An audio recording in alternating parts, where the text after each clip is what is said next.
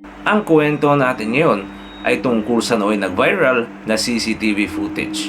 At ito ay sa taong 2018 kung saan nakita dito ang grupo ng mga kalalakihan na nagkakaroon ng isang preparasyon para sa nooy darating na Gay Pride Parade sa Amsterdam, Netherlands. At ang mga sumunod na nangyari o ang naging konklusyon sa likod ng CCTV footage nito ay talaga namang gugulat sa ating lahat.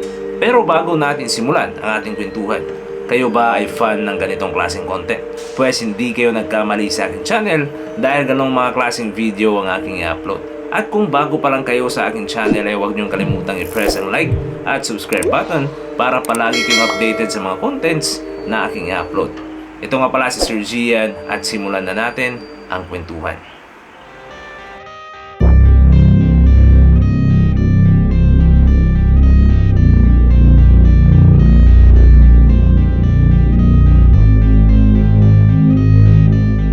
April 1, 2001, gumawa ng kasaysayan ng bansa ng Netherlands dahil ito lang naman ang kauna-unahang bansa na inaprubahan ang same-sex marriage. O sabihin na natin na ito ang pinakaunang bansa na tumanggap sa LGBTQ community.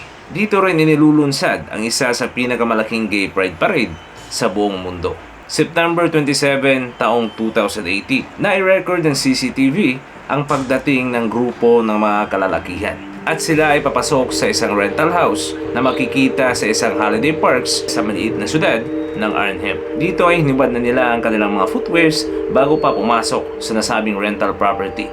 At mapapansin din natin sa CCTV footage na may dala-dala silang malalaking bagahe na kung titingnan natin ay talagang napakaraming laman na kagamitan. At siguro ang grupong ito ay nasa isang bakasyon, considering na nasa holiday park sila, which is paboritong puntahan ng mga turista, especially ang magpapamilya at magkakaibigan dahil nag-o-offer ito ng cheap accommodation. Sa loob rin ng rental property nito ay nakunan ng CCTV na ang grupong ito ay agad na pumunta sa likurang sala na napapagitna ng isang coffee table at ang mga ito ay para bang nagkakaroon ng isang meeting na pinangungunahan ng medyo balbasaradong lalaki at it seems like na sinasabi nito ang plano ng naturang grupo. At di kalaunay na request na nito na kunin ng dalawang malalaking bag at ilagay nito sa coffee table. Ang nakapagtataka sa mga bag na ito ay bago pa nila ito buksan, minabuti muna nila na nakasarado na lahat ng kurtina sa nasabing rental place. At mapapansin din na mas lalong naging seryoso ang mood ng naturang grupo dahil nang mailagay na ang dalawang bag na ito sa coffee table ay sila ay nakatutok lang at nagsilapitan sa mga nasabing bag.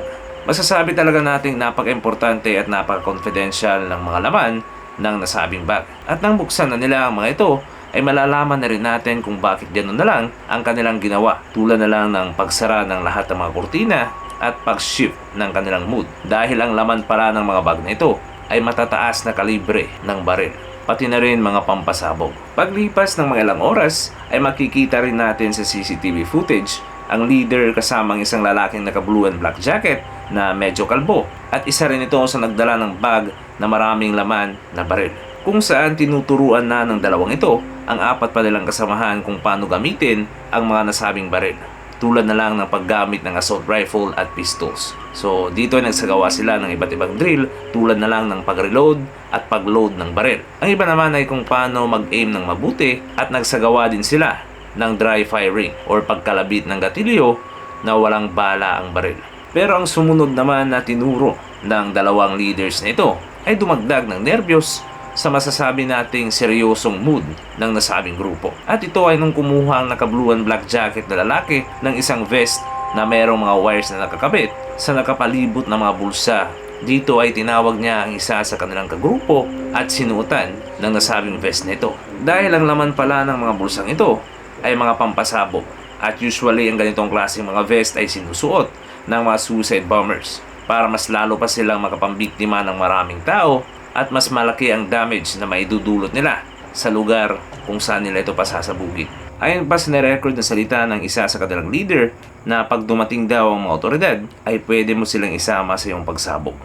At di kalaunay makikita rin natin sa video na parang tumaas ang kumpiyansa sa sarili ng apat nilang kamiyembro to the point na nakita natin ang isa na parang ginaya na si Rambo kung saan kinuha niya ang dalawang rifle at hinawakan ito sa kanyang magkabilang kamay na para bang ito ay nagpapaulan ng bala. Tinuruan din ng leader ang lalaking ito kung paano ma-detonate ang mga pampasabog sa mga bulsa ng nasabing vest. 2 oras ang lumipas matapos ang kanilang preparasyon sa kanilang malagim na gagawin, ay lumabas na ang grupong ito sa nasabing rental property. At sa punto din ito ang may dala na ng bag na puno ng armas, ay ang 2 na sa 4 na kanilang tinuruan kung paano gumamit ng baril at pampasabog.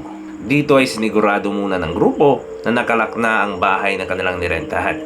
At pagkatapos nito ay ang kanilang mga leaders ay pumunta sa isang itim na kotse at nauna nang umalis. Habang ang natitirang 4 na kagrupo naman ay pumunta sa isang puting cargo van kung saan ang driver nito ay naghihintay na sa kanila. Kahit wala sa pagpupulong-pulong ang nasabing driver na ito, ay for sure alam nito ang kanilang planong gagawin sa nasabing araw.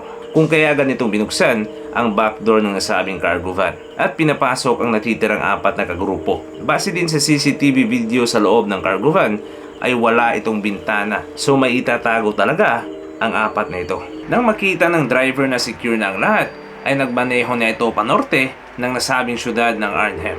At ito ay patungo sa capital city ng Netherlands na walang iba kundi ang syudad ng Amsterdam. Ang lugar na ito ay talagang makasaysayan para sa mga taong miyembro ng LGBT community. Hindi lang dahil dito ay dinadaos ang isa sa pinakamalaking gay pride parade sa buong mundo.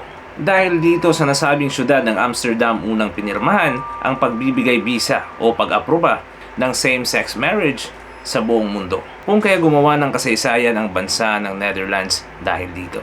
Sa buwan ng September taong 2018, mangyayari ang nasabing nakaschedule na malaking gay pride parade. At ito na ngayon ang target ng militanteng grupo upang sila ay maghasik ng lagim at karahasan. Ang pinakamisyon nila dito ay pumaslang ng napakaraming buhay sa abot ng kanilang makakaya gamit ang mga baril at pampasabog na ibinigay sa kanila. Considering na daan-daang libo ang lalahok na miyembro ng LGBT community sa nasabing gay pride parade na ito. Ngayon naman habang bumabiyahe ang nasabing puting cargo van nito, which is nasa loob ang 4 na miyembro ng nasabing militanteng grupo, ay napansin ng mga ito na unti-unting bumabagal ang takbo ng nasabing van dahil parang napakalayo pa nila sa syudad ng Amsterdam. Dahil nga walang kabinta-binta na ang nasabing cargo van na ito, ay hindi nila alam kung ano na ang nangyayari sa labas, considering na napakabagal na talaga ng takbo nito. Kaya naman para makasigurado ay kinuha na nila ang mga baril para in case magkaroon ng emergency ang kanilang misyon ay handa silang makipagputukan sa mga otoridad. Dahil napakatensyonado na ng sitwasyon ay nagsumikap na ang 4 nito na sumilip sa isang maliit na bintana dito sa partition ng nasabing cargo van para makita nila sa harapang bahagi ng van kung ano na ang nangyayari. At dito ay bigla silang nagulat nang inihinto ng driver at bigla itong lumabas. At pagkatapos nito ay may sumalubong sa kanila na isang itim na van kung saan marami nagsilabasan na mga tao. At dito ay talagang gulat na gulat ang 4 na miyembro ng nasabing militanteng grupo na ito. At natataranta nitong inihanda ang kanilang mga baril. Lalo na't nagsibukasan na ang mga pinto ng nasabing cargo van. At nakita nila na ang mga taong sinasabing nag-ambush sa kanila ay papunta na sa kanilang direksyon. Kung kaya pinaulanan nila ito ng matinding putok ng mga baril at luckily naubos naman nila ang mga ito. Pero ako lang po ay nagbibiro dahil ang totoo talagang nangyari ay nang kinalabit na nila ang nasabing trigger ng mga baril ay hindi ito pumutok. Dahil lahat ng baril kasama na ang pampasabog ay puro peke. At ang mga taong sumalubong sa kanila ay ang mga operatives ng anti-terrorism group ng bansang Netherlands. Dito ay aware sila kung paano buksan ang nasabing cargo van at alam nila na hindi sila masasaktan ng nasabing 4 na miyembro ng militanteng grupo na ito dahil alam nilang peke ang mga gamit nito. Kaya naman kasama ang kanilang mga K9 units ay agad nilang pinapasok ito sa nasabing cargo van para sakmalin ang nasabing 4 kasalbahing tao na nagbabalak na gumawa ng malagim na krimen. Pero kahit ganun pa man ay nanlalaban pa rin at nagpupumiglas ang mga ito. Kaso wala silang magagawa sa pinagsalid na pwersa ng pagsakmal ng aso at pagparo sa kanila ng mga baril nitong mga otoridad. At di kalaunay tuluyan na silang napasuko at nahuli. It turns out na yung dalawa pala nilang leader way back nung nagpulong-pulong sila sa nasabing rental property ay mga miyembro pala ng National Anti-Terrorism Group ng bansang Netherlands. Nang makatimbre ang mga otoridad na may taong naghahanap ng mga supplier ng di-kalibreng armas upang sana'y gamitin sa darating na Pride Parade na gagawin sa capital city ng Netherlands ay agad na umaksyon ang anti-terrorist unit ng nasabing bansa. Agad silang nagpadala ng mga operatiba upang magpanggap na veteranong terorista at supplier ng mga dekalibreng baril at pampasabog. At yun na nga ang 2 taong nagpanggap na mga terrorist instructor. At dahil nga may koneksyon sila sa nasabing wannabe terrorist na ito na gustong magasik ng lagim sa kanilang bansa, ay napaghandaan nila ito sa pamamagitan ng paglagay ng mga spy cam sa nasabing rental house at pati na rin sa puting cargo van na kanilang gagamitin bilang transportation papunta sa Amsterdam. Kung tutuusin ay napakagaling ng ginawa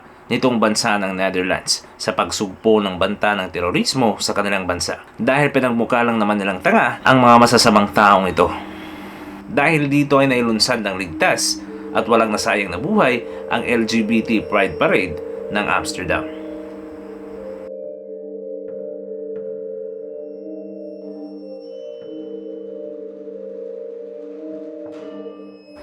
At dun na nagtatapos ang ating kwentuhan. Kung iyong nagustuhan ng aking video, ay huwag niyong kalimutang i-press ang like at subscribe button para palagi kayong updated sa mga contents na aking i-upload. Ito nga pala si Sir Gian at hanggang sa muli. Kita kits!